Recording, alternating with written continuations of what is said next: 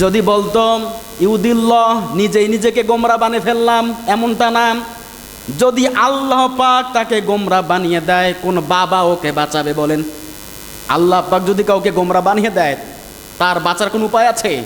এজন্য যেখানে কোরআন নাই, কোরআনের নিয়ম নাই, কোরআনের কর্মসূচি নাই, সে দলে আমরা নাই। কথা বলেন ঠিক কিনা? ঈমান ভঙ্গের 2 নাম্বার পয়েন্ট বলছি, খুব সংক্ষিপ্তভাবে বলছি, কিন্তু এই শিরিক নিয়ে আলোচনা করলে আরো 1 ঘন্টা লাগবে। ঈমান ভঙ্গের 2 নাম্বার পয়েন্টে বলা আছে, আল্লাহ পাক রব্বুল আলামিনের মাঝখানে, আল্লাহর বান্দার মাঝখানে কাউকে দাঁড় করানো, মাধ্যম দাঁড় করানো, যেটা চলে শিরিকের কাতারই পড়ে।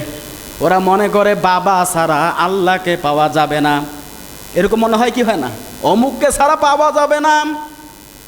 অথচ আল্লাহ পাকের ঘোষণা, ফাযকুরুনি আযকুরকুম ওয়াশকুরুলি ওয়ালা তাকফুরুন। আল্লাহু আকবার।